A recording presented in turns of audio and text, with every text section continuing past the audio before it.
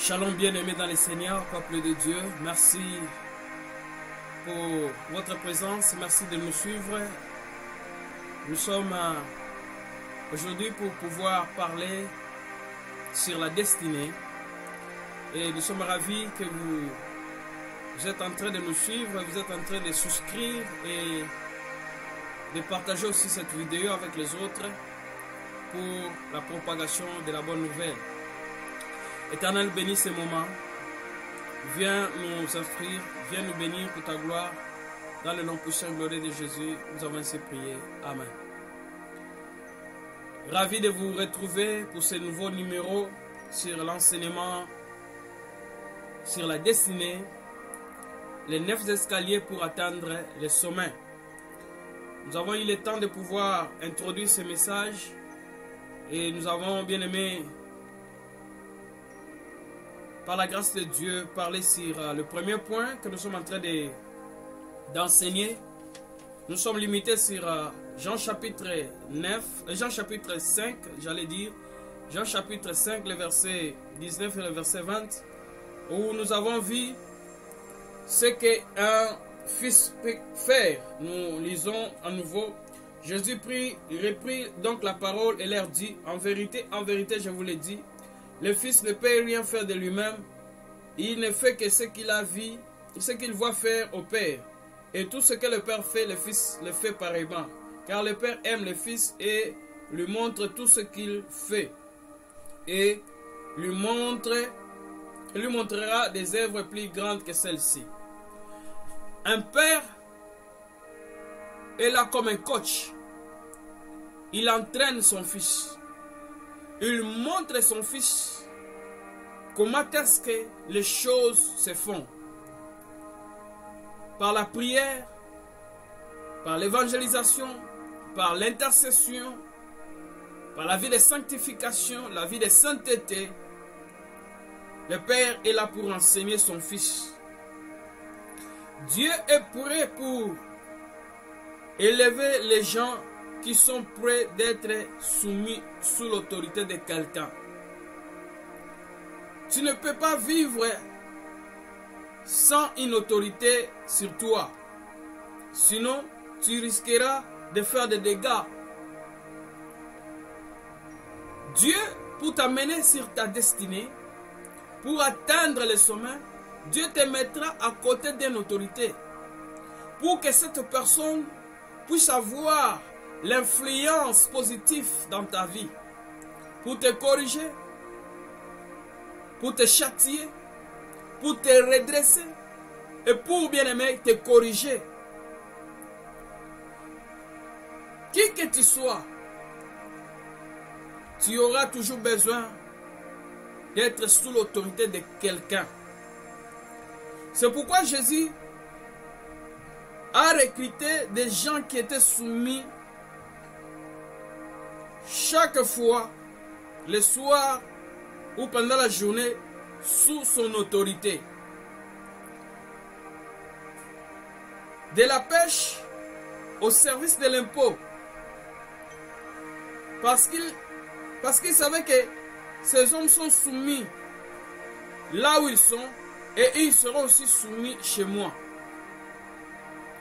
Mais quand nous voyons l'histoire de Judas, dont l'histoire est floue, on ne sait ce qu'il faisait. Il a trahi Jésus. Parce qu'on ne savait pas d'où il venait. Attention avec des gens sans histoire, sans source, sans généalogie. Des hommes avec des pères spirituels douteuses. Des hommes avec des mentors douteuses. Ce sont des hommes compliqués. Ce sont des hommes qui amènent les troubles dans l'église. Dans des églises, dans des ministères, dans des sociétés. Qui est ton père? D'où es-tu sorti? Oui, je reconnais, bien aimé. Nous reconnaissons qu'il y a des enfants bâtards. Qu'il y a des enfants abandonnés. Mais bien aimé, si tu es un enfant bâtard, si tu es un enfant abandonné, cherche à être adopté. Cherche à être adopté par un père. Car il y a 3 étapes très importantes dans la vie d'un fils. Les 3 étapes sont la dépendance, l'interdépendance et l'indépendance. La dépendance, quand tu es encore enfant, tu dois dépendre de quelqu'un. Jésus, quand il était un enfant, il dépendait de son père. Il dépendait de Joseph. Il ne dépendait pas de Dieu. Dieu a fait de son mieux que Joseph puisse reconnaître Jésus comme étant son fils, son enfant. C'est pourquoi Jésus est né dans la maison de Joseph. Parce qu'il dépendait de la paternité de Joseph, fils de Joseph. On l'appelait fils, un enfant de charpentier. L'indépendance, quand on devient adulte, c'est-à-dire l'âge de la maturité, on devient indépendant. Tu deviens toi-même maître de ta vie, mais tu vis en dépendance de Dieu, cette fois-ci. Et l'interdépendance, nous vivons en interdépendance. J'ai besoin de mon prochain, un vieux, un chapeau qui doit m'aider. Il y a des choses, c'est pourquoi dans les mariages, nous prenons comment on les appelle encore? Les parrains. Dans les ministères et dans les business, on peut prendre les coachs, les mentors. Vivre en interdépendance. Parce qu'on sait que l'homme ne peut rien faire de lui-même. Nous sommes toujours limités. Même Paul, quand il a rencontré personnellement Dieu, sans intermédiaire, Jésus l'a envoyé chez Ananias, à Jérusalem, pour que celui-ci l'aide à connaître la doctrine chrétienne. Ananias fut le père spirituel de Paul dans le christianisme, mais dans le judaïsme, c'était Gamaliel. Cherche à être adopté, bien-aimé. Tu dois trouver un père. Sois fils de quelqu'un. Il faut que tu puisses avoir une référence. L'identité d'où tu proviens. C'est très important, homme de Dieu. C'est très important, ministre de Dieu. Qui est ton père? De quelle église es-tu sorti? Très important. Si tu refuses d'être soumis à une autorité visible, crois-tu que tu seras capable de respecter l'autorité invisible? Car celui que tu vois, tu ne respectes pas. Seras-tu capable de pouvoir respecter celui qui ne se fait pas voir? Ce que tu veux faire, là où tu veux aller, tu n'es pas la première personne à le faire. Il y a des gens qui ont fait les mêmes choses, qui ont réussi. Cherche-les, soumets-toi à eux, et tu apprendras et tu réussiras. Je parle de mentors. N'accepte pas de te marier à une femme qui n'est pas sous l'autorité de ses parents. Ou tu seras source.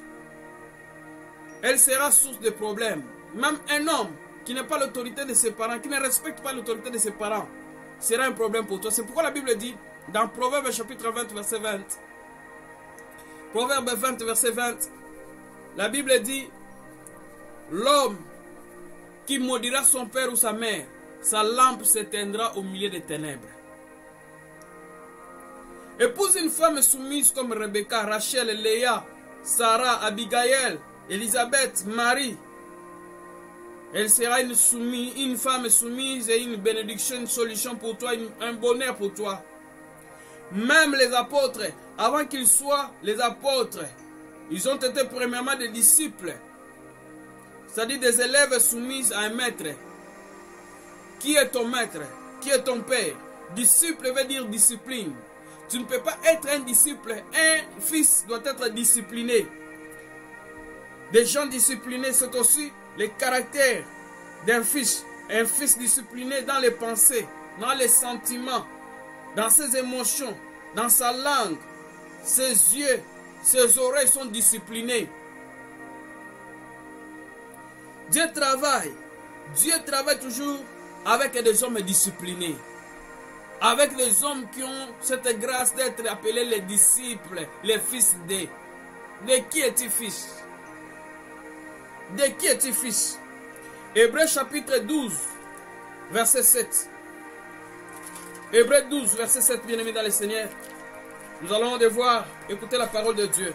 Écoute-moi. Hébreux chapitre 12, le verset 7. La Bible dit ceci.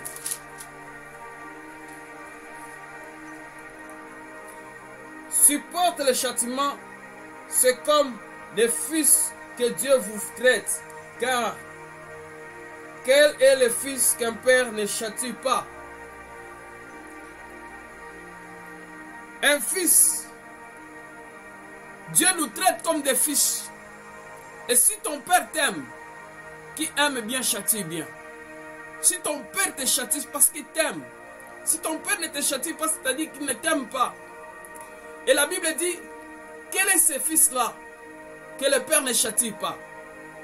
Un fils est celui qui est prêt à soutenir la vision de son père, d'aller paître les brebis de son père au milieu des ours, au milieu des lions, au milieu des risques et périls pour sa propre vie.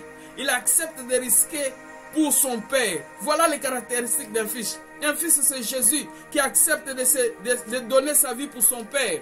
Un fils bien-aimé, c'est Isaac qui accepte d'être sacrifié pour que son père soit agréable à Dieu.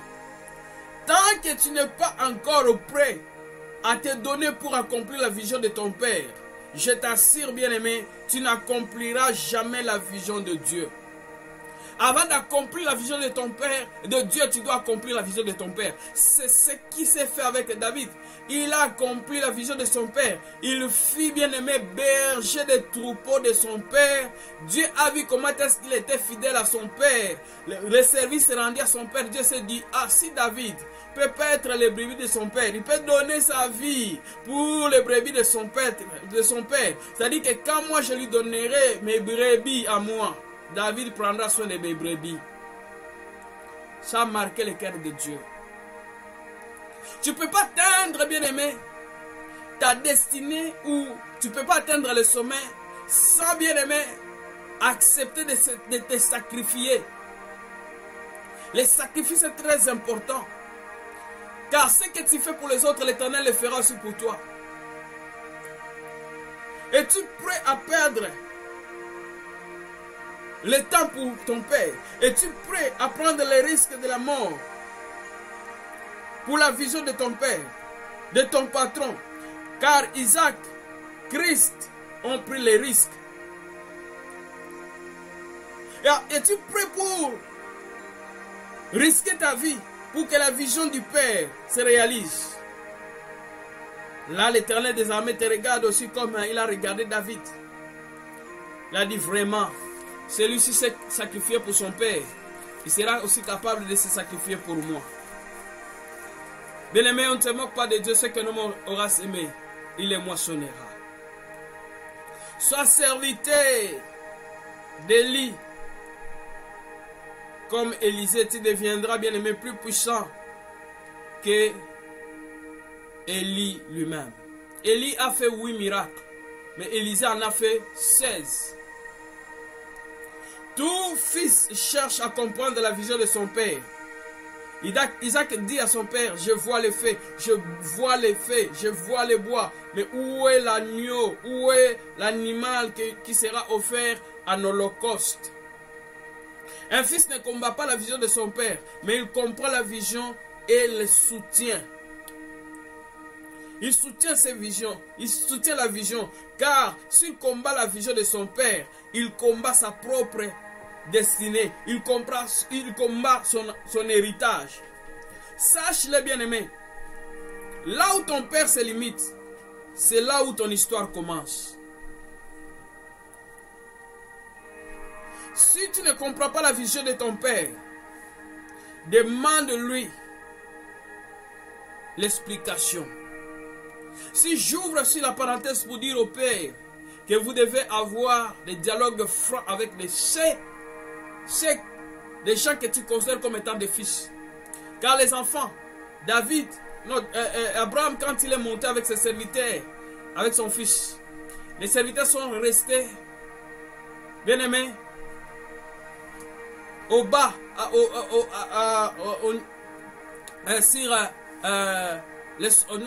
ils n'ont pas eu l'accès de monter sur la montagne. Ils sont restés sur la colline. Les enfants restent sur la colline. Ce sont les fils qui montent. Et quand vous voyez quelqu'un qui monte, qui accepte de monter avec vous, père, soyez franc. Montrez l'enfant la vision. Enseignez l'enfant. Parmi les disciples, il y avait 3 qui se distinguaient. Il y avait Pierre, Jean et Jacques. Ce sont eux qui allaient des fois la nuit avec Jésus. Pas tous les disciples. Il y aura toujours ceux qui vont se distinguer parmi tous les autres. Il faut s'enfermer quelque part avec eux et les expliquer les choses que les autres ne peuvent pas entendre. Ça, c'est très profond. Que Dieu vous bénisse. Gloire à Dieu. Tout fils doit avoir confiance à son père. Si tu ne te confies pas à ton père, c'est grave. Ayez confiance quand vous demandez quelque chose à votre père, il sera disposé à vous écouter et à vous répondre. C'est comme ça qu'Isaac avait agi à l'égard de son père. Isaïe envoie David apporter la nourriture à ses frères. Quand il accepte d'aller là où son père lui a envoyé, il accepte sa promotion. Son père, je peux dire spirituellement, il avait compris que c'était le jour où David doit marquer son histoire. Ton père t'enverra toujours vers ta destinée. Je répète, ton père t'enverra toujours vers ta destinée. David a été envoyé par son père pour aller donner la nourriture à Eliab et les autres. C'est là où David va se rendre compte que dans les camps, il y a un géant Goliath qui incite les dieux d'Israël et qui incite aussi le roi d'Israël et toute la population. Oh bien-aimé, c'est son père qui lui a envoyé. Laisse-moi te dire, à chaque fois que ton père t'envoie, même si c'est le travail difficile, même si c'est le travail pénible, il t'envoie vers ta destinée. Oh, David, à son âge, a risqué parce que pendant ce temps-là, ce n'était pas comme à notre époque où l'on peut parler des balles perdues dans les camps des champs de bataille. Mais il pouvait aussi bien aimer recevoir des flèches perdues, des épées perdues, qui pouvaient aussi bien aimer ôter la vie. Mais il a accepté d'aller. C'est son père qui lui a envoyé. Quand le père t'envoie, malgré la difficulté, malgré bien aimer les réalités, il t'envoie vers ta destinée. Il t'envoie vers le sommet. Et c'est là où David va prendre conscience qu'il y a un étranger. Répondant au nom de Goliath. Et maintenant, il va affronter Goliath. Ton père t'enverra toujours vers ta destinée. C'est Joseph, un fils que son père va envoyer pour aller donner la nourriture auprès de ses frères. C'est là où les rêves qu'il a eu va s'accomplir. C'est le chemin, c'est le commencement, bien aimé, de son chemin vers sa destinée. Son père lui envoie pour aller donner la nourriture à ses frères. Et quand il arrive, les frères vont avoir le désir de le tuer. Mais l'un d'eux va dire, c'est le sang de notre père, nous n'avons pas le droit de le tuer. Ils l'ont jeté dans le puits. Après quoi, ils vont voir les Ismaélites passer. Ils vont prendre leurs frères, les faire sortir du trou. Je vous ai parlé beaucoup de détails. Ils vont les vendre. Et les Ismaélites vont les vendre encore, bien aimé, au carré, auprès de Potiphar. Mais c'était vers sa destinée. Son père lui a envoyé. Ton père t'enverra toujours vers ta destinée. Ton père t'enverra vers le progrès si tu es un fils. Bien aimé, accepte d'être dérangé par ton père. Va en retraite. Fais la modération. Fais l'intercession. Arrange l'église. Balaye l'église. Il t'envoie vers ta bénédiction. Il t'envoie vers ta destinée. Fais ce que ton père te dit. C'est pour ta promotion. C'est pour ta bénédiction. Oh, que Dieu soit loué. Que Dieu bénisse une personne qui accepte d'obéir à tout ce que son père lui dit sans murmure, sans hésitation. Fais-le, bien-aimé, avec crainte et tremblement. Fais-le d'un cœur pur, d'un cœur bien-aimé, d'un cœur parfait. Et l'Éternel ne manquera pas de te bénir. Ton Père t'enverra vers l'opportunité. Idem avec Joseph, son père l'envoie. Un homme qui ne respecte pas ses parents ni Dieu ne respectera jamais sa femme. Ça, c'est aussi quelque chose de très important. Isaac doit seulement soutenir, se donner à l'accomplissement de la vision de son père. Ayez le dialogue avec tes enfants, explique-les ce que tu veux. Sois un fils sous l'autorité de ton père. Ne pousse pas ta femme chaque fois à se rebeller contre ses parents, ou ne pousse pas ton époux à se rebeller contre ses parents. Un jour, il sera contre toi, il le fera contre toi. Gloire à Dieu. Ce qu'un fils doit faire, ça c'est très important. Je vais devoir souligner ces choses. La responsabilité d'un fils. Ce qu'un fils doit faire. Éphésiens et Philippiens chapitre 4. Philippiens chapitre 4, bien-aimés.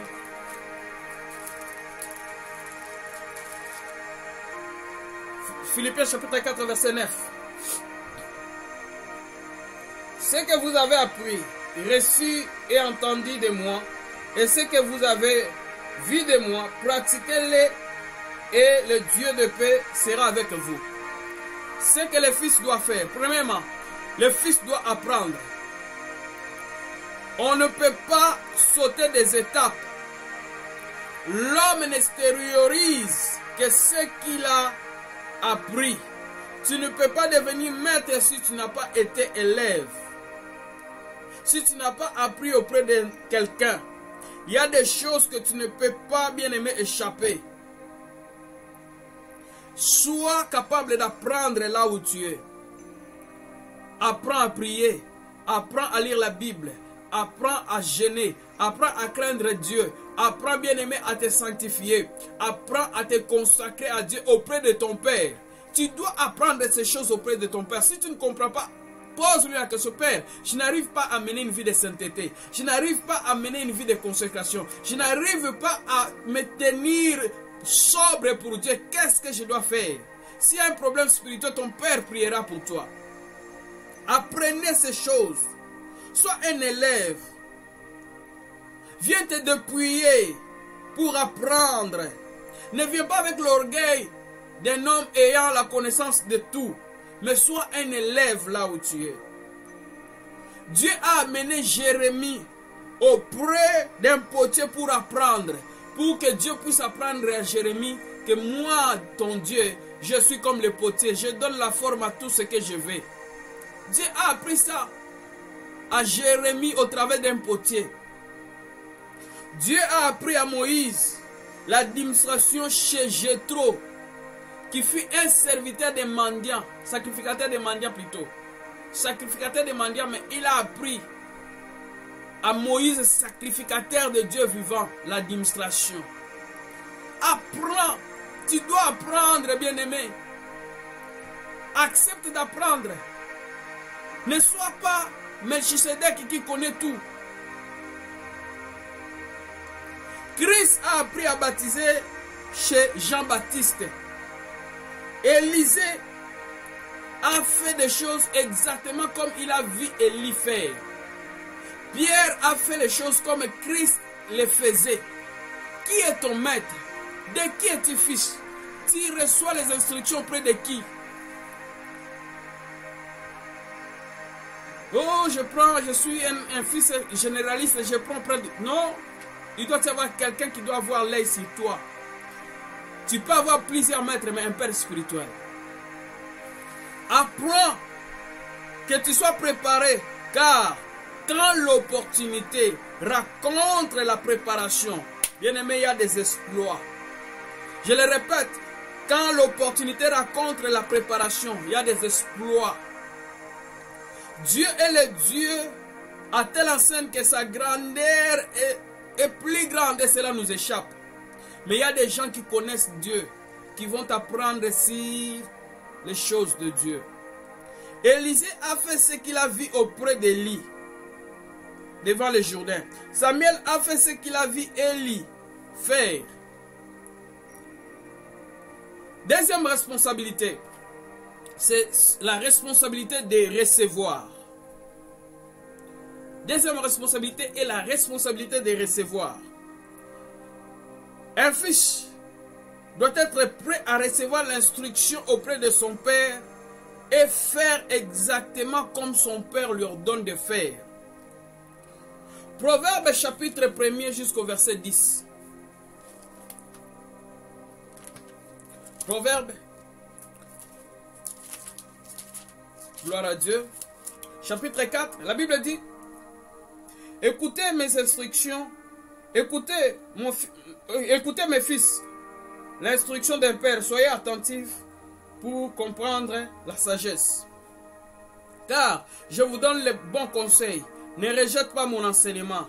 J'ai été un fils pour mon père, un fils tendre et unique auprès de ma mère. Il m'instruisit alors et il me disait: que ton cœur retienne mes paroles, observe mes préceptes et tu vivras. Acquiert la sagesse, acquiert l'intelligence, n'oublie pas la parole de ma bouche et ne t'en détourne pas, ne l'abandonne pas. Et elle te gardera. Aime-la et elle te protégera. Voici le commandement de la sagesse. Acquiert la sagesse et avec tout ce que tu possèdes, acquiert l'intelligence. Exalte-la et elle t'élèvera. Verset 8. Exalte, bien-aimé, exalte la sagesse, elle t'élèvera. Et elle fera ta gloire si tu l'embrasses. Elle mettra sur toi une couronne de grâce et elle t'ornera d'un magnifique diadème. Écoute mes fils et reçois mes paroles et les années de ta vie se multiplieront. Voilà, le père un fils qui doit recevoir les instructions, qui doit recevoir le conseil venant de son père pour atteindre, bien aimé, sa destinée. Vous voyez ici le verset 8 nous dit, je disais, pour atteindre ta destinée. Le verset 8 est clair. Exalte-les, car elle t'élèvera. Les instructions que je te donne, exalte ces instructions, elle t'élèvera. Elle fera ta gloire. Et si tu l'embrasses, elle mettra sur ta tête une couronne de grâce. Une couronne de grâce. La couronne, c'est la royauté. C'est le sommet, bien-aimé. Et elle t'honorera d'une magnifique diadème. Diadème. Sois capable de recevoir. Quand nous regardons le fils de Jonadab dans Jérémie chapitre 35. Jérémie 35, j'aurais souhaité lire ça, bien qu'il est déjà temps, bien aimé dans les Seigneurs, dans quelques minutes. Jérémie 35, écoutez-moi ce que la Bible dit. Jérémie 35, le verset 8 et le verset 7 jusqu'au verset 8. Très important, vous allez lire tout le chapitre et vous allez prendre de bons conseils, ça va vous aider. Écoute ce que le fils de Jonadab dit. Le verset 8, la Bible, le verset 7 d'abord.